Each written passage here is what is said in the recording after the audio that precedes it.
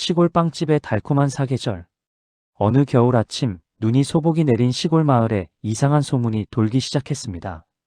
오늘 아침 박할아버지네 빵집에서 이상한 일이 있었대. 무슨 일인데? 빵 냄새를 맡은 사람들이 갑자기 웃기 시작했대. 그것도 30년 전 일을 떠올리면서. 이 이야기는 그날부터 시작됩니다. 아니, 정확히는 50년 전부터 시작된 이야기지요. 새벽 4시. 시골 마을은 아직 깊은 잠에 빠져 있습니다. 하지만 해 뜨는 빵집 안은 이미 환한 불빛으로 가득합니다. 70대 중반의 박수일 할아버지가 오늘도 반죽을 치대고 계십니다. 쿵, 쿵, 쿵. 리드미컬한 소리가 고요한 새벽을 깨웁니다. 할아버지의 손은 50년 동안 반죽만 치대온 손입니다. 주름이 깊게 패여 있지만 움직임만큼은 젊은이 못지않게 힘차고 정확합니다. 오늘은 그래, 호두빵을 만들어 볼까? 할아버지는 혼잣말을 하며 호두를 꺼냅니다. 그런데 이게 보통 호두가 아닙니다. 뒷산에서 직접 주운 호두를 3년 동안 숙성시킨 거지요. 3년 묵은 호두는 맛이 달라. 고소함 속에 깊은 단맛이 숨어 있거든. 할아버지는 호두를 하나하나 정성스럽게 까기 시작합니다. 이 작업만 1시간이 걸립니다. 기계로 하면 5분이면 될 일을. 하지만 할아버지는 서두르지 않습니다. 아니, 서두를 줄을 모릅니다. 새벽 5시 30분. 반죽이 부풀어 오릅니다. 할아버지는 반죽에 귀를 갖다 댑니다. 그래, 이제 됐구나. 너도 기다렸지? 할아버지는 반죽과 대화를 나눕니다. 이상하게 들릴 수 있지만 할아버지에게는 지극히 자연스러운 일입니다. 오븐에 빵을 넣습니다. 온도는 정확히 180도. 시간은 23분. 왜 하필 23분이냐고? 22분은 덜 익고 24분은 과한 법이지. 할아버지의 경험에서 우러나온 완벽한 시간입니다. 새벽 6시. 마을에 빵 냄새가 퍼지기 시작합니다. 단순한 빵 냄새가 아닙니다. 호두의 고소함, 버터의 부드러움, 밀가루의 구수함이 절묘하게 섞인 향기입니다. 마을 사람들이 하나둘 잠에서 깹니다. 코를 벌름거리며 창문을 엽니다. 아, 오늘은 호두빵이구나. 박할아버지가 또 새벽부터 일하셨네. 저 냄새 맡으면 하루가 행복해져. 오전 7시. 빵집 문이 열립니다. 이미 5명의 손님이 줄을 서 있습니다. 첫 번째 손님은 마을 이장님입니다. 할아버지, 오늘은 뭐 만드셨어요? 호두빵. 3년 묵은 호두로 만들었지. 3년 묵은. 그럼 제가 이장 당선됐을 때 주운 그 호두인가요? 맞아. 그때 자네가 마을 사람들 다 모아놓고 떡하고 빵 돌렸잖아. 그날 뒷산 가서 호두를 주었지. 이 호두로 3년 후에 빵을 만들어서 이장님 재선 기념으로 드려야지 했는데 벌써 3년이 됐구만. 이장님의 눈시울이 붉어집니다. 할아버지, 그걸 기억하고 계셨어요? 허허, 빵을 만드는 건 기억을 만드는 거야. 재료 하나하나에 사연이 있고 그 사연이 빵 속에 들어가는 거지. 이장님은 호두빵을 한 입 베어 물었습니다. 그 순간 3년 전 당선의 기쁨이 떠올랐습니다. 마을 사람들의 축하, 가족들의 환한 웃음, 그날의 따뜻한 햇살까지. 할아버지, 이 빵에서 그날이 느껴져요. 그럼 됐어. 그게 내가 원한 거니까. 바로 이겁니다. 박할아버지의 빵이 특별한 이유는 단순히 맛있는 빵이 아니라 추억을 담은 빵이기 때문입니다. 1974년 봄, 25살의 박수일 청년이 서울에서 고향 마을로 내려왔습니다. 아들아, 서울 생활은 어땠니? 좋았어요, 아버지. 하지만 저는 이곳이 더 좋은 것 같아요. 수일 씨는 서울의 한 유명 베이커리에서 5년 동안 일했습니다. 거기서 빵 만드는 기술을 배웠죠. 하지만 서울의 빵집은 너무 빨랐습니다. 기계로 찍어내듯 빵을 만들고 손님들도 빵을 보지 않고 그냥 사갔습니다. 이게 맞나? 빵을 만드는 게 이렇게 기계적인 일인가? 고민 끝에 수일 씨는 고향으로 돌아오기로 결심했습니다. 아들아, 이 시골에서 빵집을 한다고? 누가 사 먹겠니? 아버지, 저는 사람들이 행복해지는 빵을 만들고 싶어요. 많이 팔리지 않아도 괜찮아요. 한 사람 한 사람이 제 빵을 먹고 웃을 수 있다면요. 마을 어귀 작은 건물을 빌렸습니다. 월세는 5,000원. 그 시절에도 싼 가격이었습니다. 젊은이, 여기서 빵집을 한다고? 우리 마을에 빵을 먹을 사람이 있겠어? 없으면 만들면 되죠. 할머니, 빵 드셔보신 적 있으세요? 없는데? 그럼 제가 하나 만들어 드릴게요. 공짜로요. 수일 씨는 마을을 돌아다니며 사람들에게 빵을 나눠줬습니다. 물론 공짜로요. 이게 빵이라는 거야? 신기하네. 부드럽고 달콤한데? 떡하고는 또 다른 맛이구만. 사람들의 반응은 나쁘지 않았습니다. 하지만 돈을 내고 사 먹을 정도는 아니었지요. 아들, 장사가 안 되면 어쩌려고? 괜찮아요, 어머니. 천천히 해볼게요. 개업한 첫 주 손님은 단 3명이었습니다. 매출은 300원. 둘째 주 손님은 7명. 매출은 700원. 셋째 주 손님은 12명. 매출은 1200원. 천천히, 아주 천천히 손님이 늘기 시작했습니다. 하지만 수일 씨는 조급해하지 않았습니다. 오히려 한 명 한 명의 손님과 이야기를 나눴지요. 할머니, 이 빵 어떠세요? 글쎄, 좀 달아. 아, 그래요? 그럼 다음엔 덜 달게 만들어 볼게요. 아니, 나는 괜찮은데 우리 손자가 단 걸 안 좋아해서. 아, 손자분 생각하시는구나. 그럼 손자분을 위한 빵을 특별히 만들어 드릴게요. 다음 날 수일 씨는 설탕을 절반으로 줄이고 대신 단호박을 넣은 빵을 만들었습니다. 할머니, 이거 손자분께 드려보세요. 얼마야? 아니에요, 서비스예요. 손자분이 좋아하시면 그때 사세요. 할머니는 반신반의하며 빵을 가져갔습니다. 다음 날 할머니가 손자를 데리고 왔습니다. 아저씨, 이 빵 진짜 맛있어요. 더 주세요.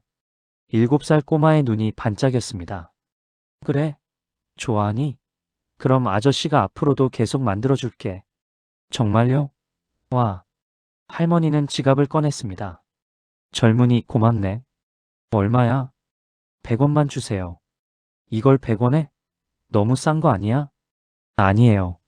손자분이 좋아해 주시는 게 더 값진걸요. 이런 식이었습니다. 수일 씨는 손님 한 명 한 명을 기억했습니다. 그들의 취향을, 그들의 가족을, 그들의 이야기를. 어느덧 한 달이 지났습니다. 어느 봄날 아침 빵집 앞에 놀라운 광경이 펼쳐졌습니다. 20명이 넘는 사람들이 줄을 서 있는 겁니다. 이게 무슨 일이야? 수일 씨는 깜짝 놀랐습니다. 젊은이, 소문 들었어. 손님 얼굴 다 기억하고 그 사람 입맛에 맞는 빵을 만들어준다며? 아, 그건 그냥이 어디 있어. 요즘 세상에 그런 장사가 어디 있나. 우리도 그런 빵 먹어보고 싶어서 왔어. 바로 그날부터였습니다. 해 뜨는 빵집이 마을의 명소가 되기 시작한 건. 하지만 모든 게 순조로웠던 건 아닙니다. 개업 3개월째 되던 날 큰 위기가 찾아왔습니다. 옆 동네에 큰 제과점이 생긴 겁니다. 기계로 대량 생산하는 공장식 빵집이었죠. 박씨, 큰일이야. 저쪽 빵집은 가격도 싸고 종류도 많대. 손님들이 다 그쪽으로 가면 어떡해? 수일 씨도 걱정이 되었습니다. 실제로 손님이 절반으로 줄었거든요. 아들, 우리도 가격을 내리는 게 어때? 아버지, 가격을 내리면 재료비를 줄여야 해요. 그럼 품질이 떨어지고요. 그럼 어쩌려고? 수일 씨는 밤새 고민했습니다. 내가 할 수 있는 건 뭐지? 큰 빵집은 못 이겨. 가격도 못 이기고 종류도 못 이기고. 하지만 한 가지는 이길 수 있어. 진심. 다음 날부터 수일 씨는 더욱 정성을 들였습니다. 아침에 오는 할머니를 위해서는 부드러운 식빵을, 학교 가는 아이들을 위해서는 영양 만점 야채빵을, 일하러 가는 아저씨들을 위해서는 든든한 고기빵을, 각자의 상황에 맞는 빵을 만들었습니다. 그리고 한 가지 더. 오늘부터 빵 굽는 걸 보여드릴게요. 궁금하신 분은 안으로 들어오세요. 수일 씨는 주방을 오픈했습니다. 손님들이 빵 만드는 과정을 볼 수 있게 한 겁니다. 와, 진짜 정성스럽게 만드시네. 손으로 이렇게 하나하나 빚는구나. 저쪽 기계 빵집하고는 차원이 다른데? 사람들은 감동했습니다. 기계가 아닌 사람의 손으로 정성으로 만들어지는 빵을 보면서요. 한 달 후 손님이 다시 돌아오기 시작했습니다. 역시 박씨빵이 맛있어. 가격은 좀 비싸도 먹고 나면 마음이 따뜻해져.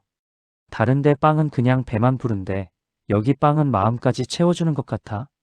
위기는 이렇게 넘어갔습니다. 그해 여름이었습니다. 마을에 큰 가뭄이 들었습니다. 논에 물이 마르고 농사를 망칠 지경이었지요. 농부들은 시름에 잠겼습니다. 올해는 망했어. 농사 다 망쳤어. 빚만 늘어나겠구만. 수일 씨는 그들을 보며 가슴이 아팠습니다. 내가 뭘 도울 수 있을까? 고민 끝에 수일 씨는 결정했습니다. 이번 달은 농부분들에게 빵을 공짜로 드릴게요. 뭐? 공짜? 네. 다들 힘드신데 제가 이것밖에 못 도와드려요. 젊은이, 자네도 장사해야 먹고 사는데. 괜찮아요. 제가 서울 가기 전에 모아둔 돈이 좀 있어요. 그걸 쓰면 돼요. 한 달 동안 수일 씨는 농부들에게 무료로 빵을 나눠줬습니다. 아침 식사로, 간식으로, 저녁 거리로. 그의 저축은 바닥났습니다. 하지만 후회는 없었습니다. 다행히 가뭄이 끝나고 비가 내렸습니다. 농부들은 간신히 농사를 살릴 수 있었지요. 추수가 끝난 후 농부들이 빵집 앞에 모였습니다. 박씨, 우리가 모았어. 뭐려? 자네가 우리한테 준 빵값. 우리가 다 계산했어. 한 사람당 얼마씩 모으니 이렇게 됐어. 농부들은 큰 봉투를 내밀었습니다. 아니에요. 이건 제가 그냥 드린 거예요. 그래도 받아야지. 우리가 빚지고 살 수는 없잖아. 정말 괜찮아요. 오히려 제가 고마워요. 여러분이 농사 지어주셔서 제가 좋은 밀가루로 빵을 만들 수 있는 거잖아요. 한 농부가 말했습니다. 박씨, 그럼 이렇게 하자. 우리가 앞으로 좋은 밀을 싸게 공급해 줄게. 그리고 계절마다 좋은 과일이 나면 제일 먼저 자네한테 가져다 줄게. 정말요? 그럼. 우리는 서로 돕고 사는 거지. 그날부터 수일 씨와 농부들의 특별한 관계가 시작되었습니다. 봄에는 딸기를, 여름에는 복숭아를, 가을에는 밤과 호두를, 겨울에는 고구마를. 농부들은 제철 농산물을 빵집에 공급했고 수일 씨는 그걸로 계절빵을 만들었습니다. 오늘은 딸기빵이 나왔어요. 와, 진짜 딸기가 통으로 들어있네. 이게 진짜 계절의 맛이지. 해 뜨는 빵집은 계절빵으로 유명해지기 시작했습니다. 1979년 여름. 빵집을 시작한 지 5년이 지났습니다. 수일 씨는 이제 30살. 마을의 청년에서 마을의 젊은 가장이 되었지요. 그 사이 수일 씨에게 큰 변화가 있었습니다. 결혼을 한 겁니다. 신부는 옆마을 국민학교 선생님인 김미숙 씨였습니다. 두 사람이 처음 만난 건 빵집에서였습니다. 빵 주세요. 어서 오세요. 어떤 빵을 드릴까요? 아이들한테 줄 빵이요. 우리 반 학생 중에 가정 형편이 어려워서 점심을 못 먹는 애가 있거든요. 수일 씨는 미숙 씨의 마음을 알 수 있었습니다. 자기도 그랬으니까요. 그럼 제가 영양빵을 만들어 드릴게요. 우유하고 계란을 많이 넣어서 영양가 있게요. 얼마예요? 선생님이 아이들을 생각하시는 마음, 그게 값이에요. 그러니까 공짜입니다. 그럴 순 없어요. 아니에요, 받아주세요. 저도 어렸을 때 배고팠던 적이 있어서 그 마음 알아요. 미숙 씨는 감동했습니다. 그리고 매일 빵을 사러 오기 시작했죠. 처음엔 학생들을 위해서였지만 나중엔 수일 씨를 보기 위해서였습니다. 오늘도 오셨네요. 네, 빵이 필요해서요. 정말요? 아니면 저 보러 오신 거 아니에요? 미숙 씨는 얼굴이 빨개졌습니다. 그럴 리가요. 농담이에요. 그런데 선생님, 저랑 저녁 같이 드실래요? 이렇게 두 사람은 사귀기 시작했고 1년 후 결혼했습니다. 결혼식은 빵집에서 했습니다. 마을 사람들이 다 모였지요. 축하해, 박씨. 선생님도 축하해요. 이제 빵집의 주인 아줌마가 생겼네. 미숙 씨는 학교 일을 그만두고 빵집을 함께 운영하기로 했습니다. 여보, 내가 빵 만드는 건 못 도와줘도 손님 응대는 잘할 수 있어. 당신이 있어줘서 고마워. 나 혼자였으면 외로웠을 거야. 부부가 함께 운영하니 빵집이 더욱 활기를 띠었습니다. 특히 미숙 씨의 밝은 성격이 손님들에게 인기였지요. 오늘 기분이 안 좋아 보이시는데 무슨 일 있으세요? 아이고, 며느리하고 싸웠어. 아이고, 그러셨구나. 그럼 이 쿠키 드세요. 제가 직접 만든 건데 기분이 좋아지는 쿠키예요. 기분이 좋아지는 쿠키? 네, 초코칩이 들어있거든요. 초콜릿 먹으면 기분이 좋아진대요. 허허, 그래. 그럼 먹어볼까? 할머니는 쿠키를 한 입 베어 물었습니다. 어머, 정말 달콤하고 맛있네. 기분이 나아지는 것 같아. 그쵸? 이따가 며느리한테 화해하자고 하세요. 그리고 이 쿠키 좀 가져가세요. 며느리분께 드리면서 미안하다고 하시고요. 그래야겠구만. 고맙네, 며느리. 미숙 씨는 이렇게 손님들의 고민을 들어주고 위로해 줬습니다. 빵집은 단순히 빵을 파는 곳이 아니라 마음의 쉼터가 되어갔죠. 그해 여름 빵집에 특별한 손님이 찾아왔습니다. 서울에서 온 젊은 여자였는데 카메라를 들고 있었습니다. 안녕하세요. 저는 서울신문 기자 이지은입니다. 기자님이요? 어떻게 오셨어요? 이 빵집에 대한 소문을 들었어요. 손님 한 명 한 명을 기억하고 계절마다 특별한 빵을 만든다는 소문이요. 기사를 쓰고 싶어서 왔습니다. 수일 씨는 당황했습니다. 아니에요. 저는 특별한 거 안 해요. 그냥이 특별한 거예요. 요즘 세상에 이런 빵집이 어디 있어요? 이지은 기자는 일주일 동안 마을에 머물렀습니다. 빵집을 관찰하고 수일 씨를 인터뷰하고 마을 사람들의 이야기를 들었지요. 할머니, 이 빵집이 할머니한테 어떤 의미예요? 의미? 글쎄, 여기 오면 마음이 편해져. 박씨 내외가 날 기억해 주거든. 내가 뭘 좋아하는지, 언제 아픈지 다 알아. 아저씨는요? 나는 여기서 일의 피로를 풀어. 아침에 출근하기 전에 들러서 빵 하나 사 먹으면 힘이 나거든. 아이들은 어때요? 아저씨 빵이 세상에서 제일 맛있어요. 엄마가 해주는 것보다 더 맛있어요. 모든 사람들이 이 빵집을 사랑했습니다. 일주일 후 서울신문에 큰 기사가 실렸습니다. 시골 빵집의 기적 마이너스 사람의 온기로 빵을 굽는 남자. 기사에는 수일 씨의 사진과 함께 자세한 이야기가 실렸습니다. 새벽부터 반죽을 치대는 모습, 손님과 대화하는 모습, 미숙 씨와 함께 웃는 모습까지. 기사가 나가자 빵집에 큰 변화가 생겼습니다.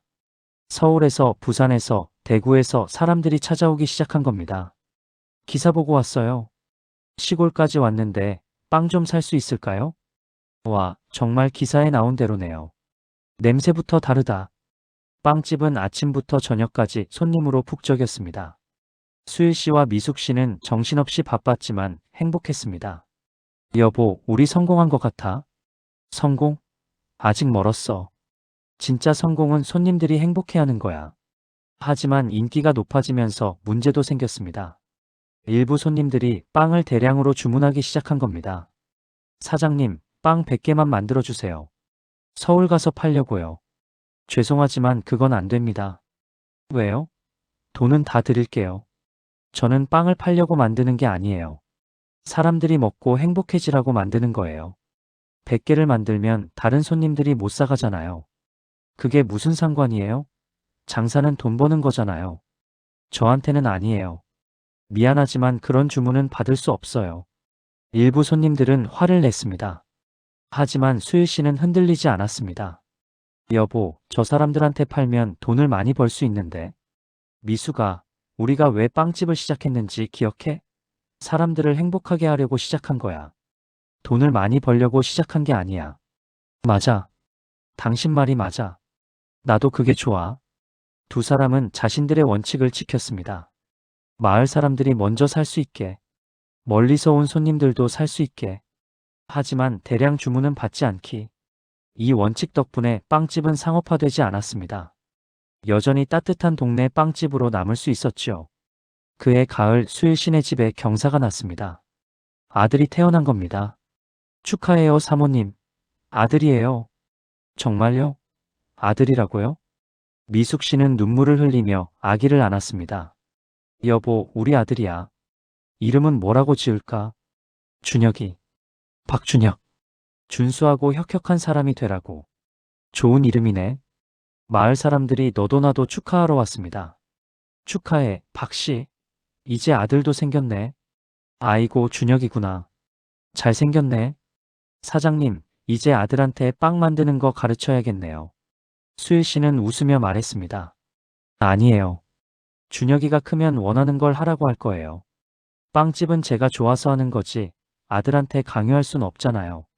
하지만 재미있게도 준혁이는 빵집에서 자라며 자연스럽게 빵을 사랑하게 되었습니다.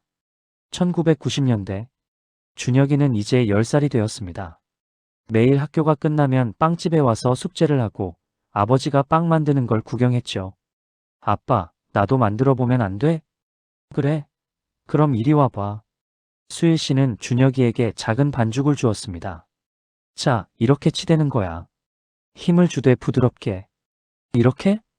그래, 잘하네. 반죽이 살아있다고 생각하고 대화하듯이 하는 거야. 반죽이랑 대화를? 그래. 반죽도 생명이거든. 밀가루랑 물이 만나서 새로운 생명이 탄생하는 거지. 준혁이는 신기한 듯 반죽을 치댔습니다. 아빠, 나도 아빠처럼 빵집 하고 싶어. 그래? 그럼 열심히 배워야지. 빵 만드는 건 쉬운 게 아니야. 응, 나 열심히 배울게. 준혁이는 그날부터 아버지를 따라 빵 만들기를 배우기 시작했습니다. 하지만 수일 씨는 기술만 가르치지 않았습니다. 마음을 가르쳤지요. 준혁아, 빵을 만들 때 제일 중요한 게 뭔지 아니? 맛이요? 아니야. 정성이지. 누구를 위해 만드는지 생각하면서 만드는 게 중요해. 그러면 자연스럽게 맛있어져. 누구를 위해? 그래. 예를 들어 오늘 아침에 온 할머니는 이가 약하시잖아. 그럼 부드러운 빵을 만들어야지. 학교 가는 애들은 에너지가 필요하니까 영양가 있는 빵을 만들고. 아, 그런 거구나. 준혁이는 깨달았습니다. 빵을 만드는 건 단순히 재료를 섞는 게 아니라 사람을 이해하는 거라는 걸. 1995년. 준혁이는 이제 15살이 되었습니다. 어느 날 준혁이가 수일 씨에게 물었습니다. 아빠, 우리 빵집 왜 크게 안 키워요? 지점도 내고 그러면 돈 많이 벌 수 있잖아요. 수일 씨는 잠시 생각하더니 준혁이를 데리고 마을을 한 바퀴 돌았습니다. 준혁아, 저기 김씨 할머니네 집 보이지? 네. 할머니는 혼자 사세요. 자식들이 다 도시로 나가서. 그래서 외로워하시지. 근데 매일 아침 우리 빵집에 오시면 우리랑 이야기하시잖아. 그게 할머니한테는 하루의 낙이야. 저기 이씨 아저씨네도 봐. 아저씨는 직장에서 스트레스가 많으시대. 그런데 출근길에 우리 빵 드시면서 힘을 내신대. 우리가 아저씨를 기억하고 반갑게 맞아주니까. 우리가 지점을 내고 크게 키우면 이런 게 사라져. 손님이 숫자가 되고 빵이 상품이 되지. 나는 그게 싫어. 나는 손님들이 내 친구고 가족이야. 준혁이는 이해했습니다.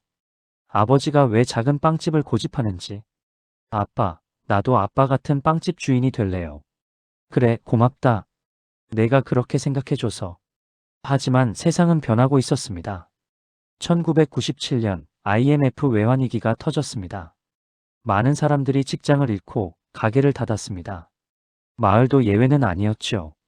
박씨, 미안한데 이번 달은 외상으로 좀. 그러세요. 괜찮아요. 정말 미안해. 다음 달에 꼭 갚을게. 외상이 늘어났습니다. 하지만 수일 씨는 아무에게도 재촉하지 않았습니다. 오히려 더 어려운 사람들에게는 공짜로 빵을 줬지요. 할머니, 이거 드세요. 아니야, 나는 괜찮아. 더 어려운 사람들 줘. 할머니도 어려우시잖아요. 받으세요. 미숙 씨가 걱정했습니다. 여보, 우리도 이러다가 문 닫는 거 아니야? 괜찮아. 우리는 집도 있고 밭도 있잖아. 굶지는 않아. 하지만 미수가 이럴 때일수록 나눠야 해. 우리가 나누면 다른 사람들도 나누게 돼. 그럼 마을이 버틸 수 있어. 수일 씨의 말대로였습니다. 빵집이 어려운 사람들을 돕자 여유 있는 사람들이 더 많이 샀습니다. 사장님, 오늘 빵 10개 주세요. 10개요? 그렇게 많이 드세요? 아니요. 5개는 우리가 먹고 5개는 옆집 아저씨네 갖다 줄 거예요. 요즘 아저씨네가 힘들어 하시더라고요. 아, 그러시는구나. 좋은 일 하시네요. 이렇게 마을 사람들끼리 서로 돕기 시작했습니다. 빵집이 그 중심이 되어서요. 위기는 오히려 마을을 더 단단하게 만들었습니다. 2000년. 새로운 밀레니엄이 시작되었습니다. 준혁이는 이제 20살. 대학에 갈 나이가 되었습니다. 준혁아, 너 대학 가고 싶지? 아빠, 저는 빵집 하고 싶어요. 아니야, 공부를 해야지. 세상이 변하고 있어. 내가 더 배워야 더 좋은 빵을 만들 수 있어. 하지만 아빠 말 들어. 서울 가서 제과제빵 공부하고 와. 그리고 여러 나라도 가보고. 그러면 더 넓은 시야를 가질 수 있어. 준혁이는 결국 서울의 제과제빵 학교에 입학했습니다. 처음에는 서울 생활이 낯설었습니다. 하지만 준혁이는 열심히 공부했죠. 프랑스 빵, 독일 빵, 이탈리아 빵, 세계 각국의 빵을 배웠습니다. 하지만 배우면 배울수록 준혁이는 아버지의 빵이 그리웠습니다. 화려하고 복잡한 빵들이 많지만 아빠 빵만큼 따뜻한 빵은 없어. 2년 후 준혁이는 학교를 졸업했습니다. 그리고 곧바로 마을로 돌아왔죠. 아빠, 저 왔어요. 오, 준혁이. 많이 배웠니? 네. 이제 아빠를 도와드릴 수 있어요. 준혁이가 돌아오자 빵집에 새로운 메뉴가 생겼습니다. 크루아상, 바게트, 추로스. 젊은 감각의 빵들이 추가되었지요. 하지만 준혁이는 아버지의 전통을 잊지 않았습니다. 아빠, 새로운 빵도 좋지만 아빠 스타일로 만들어야 해요. 정성으로요. 하하, 내가 제대로 배웠구나. 부자가 함께 빵을 만드니 시너지가 났습니다. 아버지의 정성과 아들의 감각이 어우러져 더 좋은 빵이 탄생했지요. 2010년, 수일 씨는 이제 60살이 되었습니다. 미숙 씨도 58. 두 사람 모두 머리가 희끗희끗해졌지만 여전히 건강했습니다. 준혁이는 30살. 이제 빵집의 실질적인 주인이 되었지요.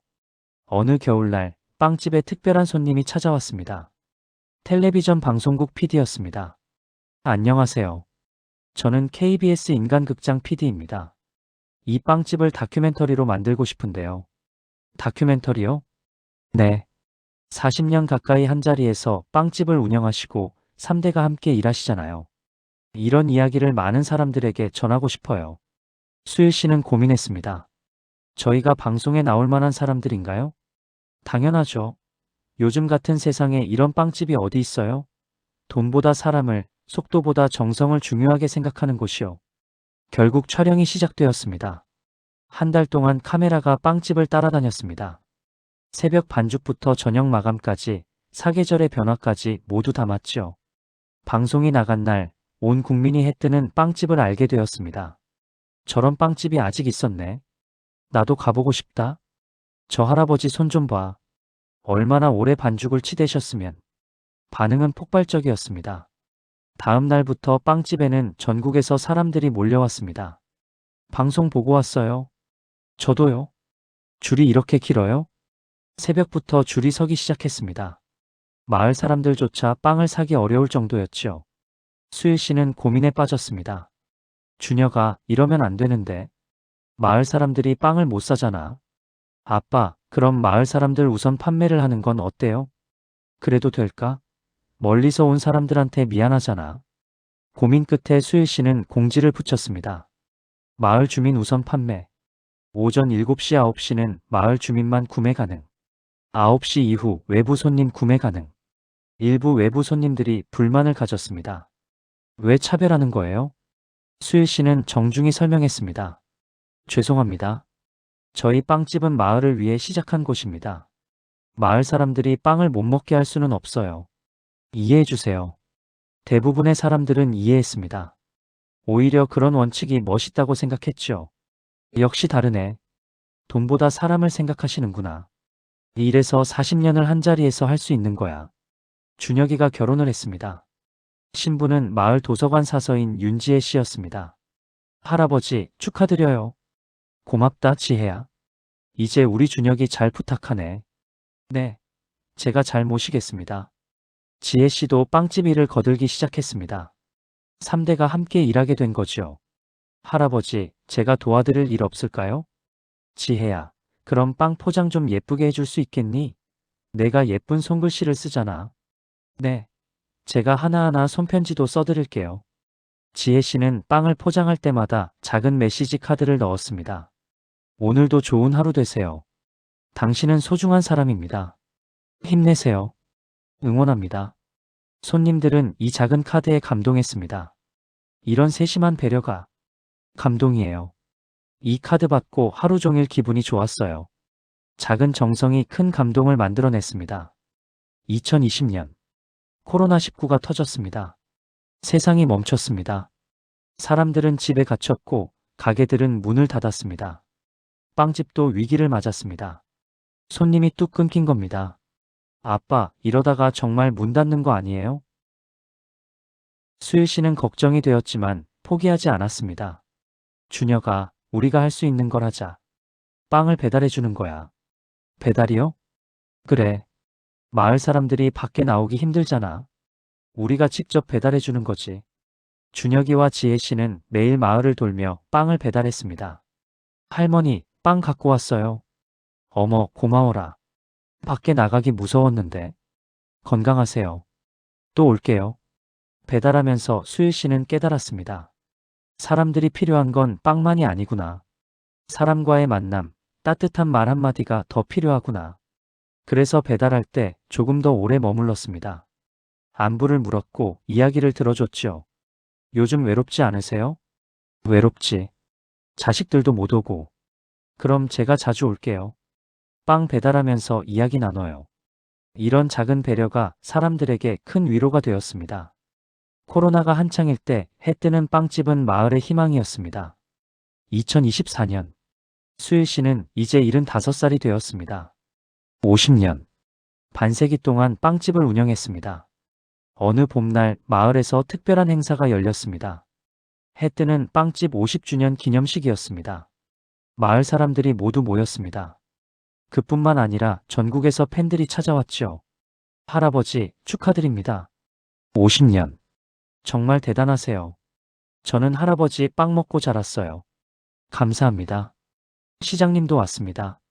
박수일님께 감사패를 드립니다. 50년 동안 한결같이 마을을 지켜주신 것에 대한 감사의 표시입니다.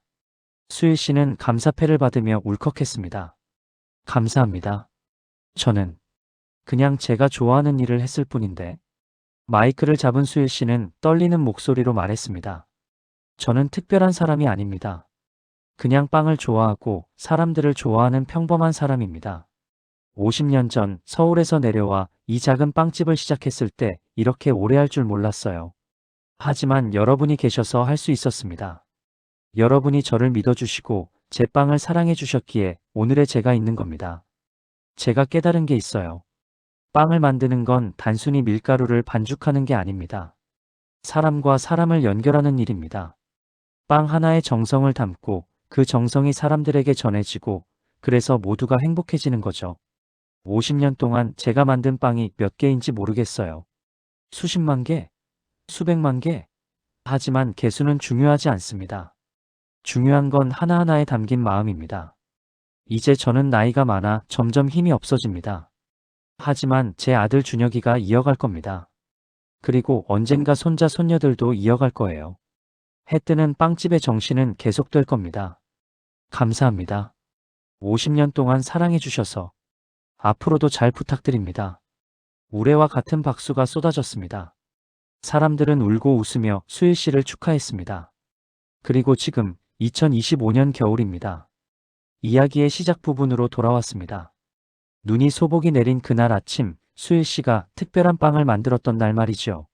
오늘은 그래, 마지막으로 특별한 빵을 만들어 볼까? 수일 씨는 자신의 50년 인생을 담은 빵을 만들기로 했습니다. 새벽부터 시작했습니다. 1974년 처음 빵집을 시작했을 때의 마음으로 반죽을 치댔습니다.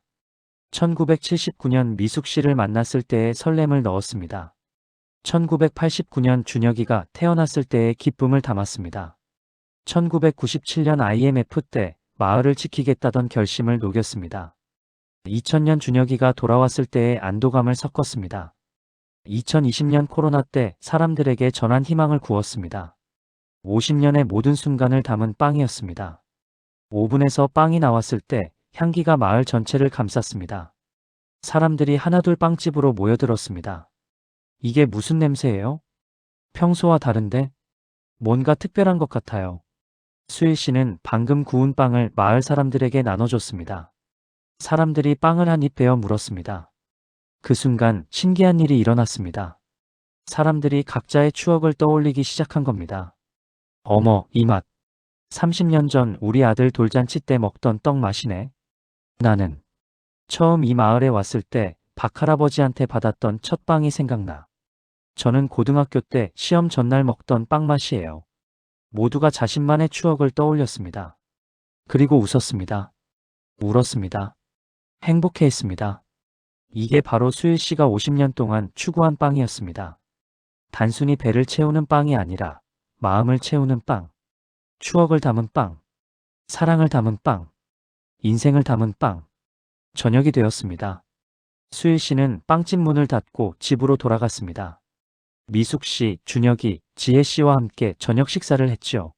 아버지, 오늘 빵은 정말 특별했어요. 그래, 나도 그렇게 느꼈어.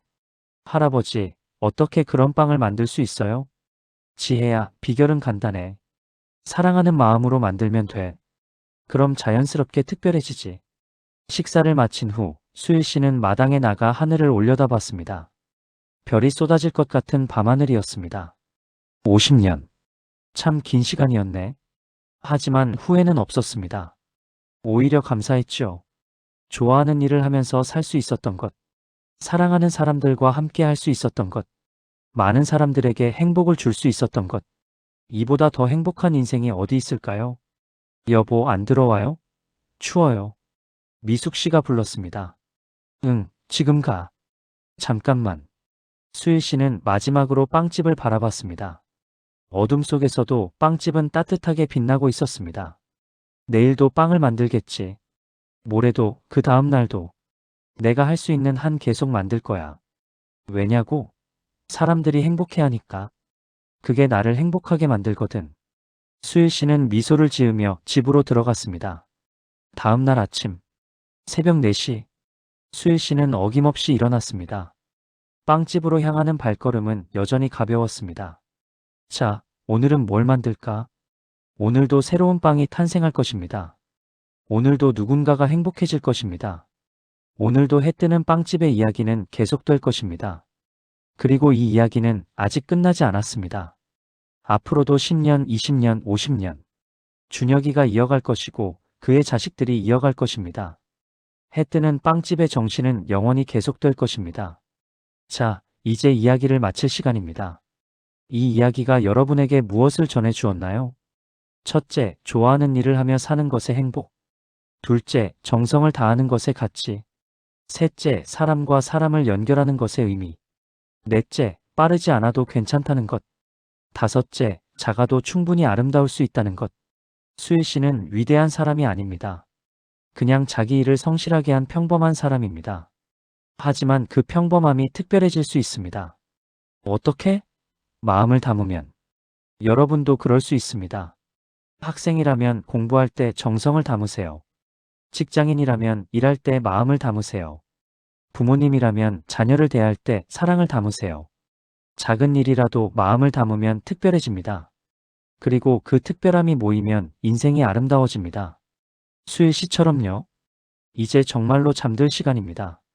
눈을 감으세요. 여러분이 해 뜨는 빵집에 있다고 상상해 보세요. 따뜻한 빵 냄새가 코를 간지립니다. 수일 씨 할아버지가 방금 구운 빵을 건네주십니다. 자, 먹어보렴. 정성껏 만들었어.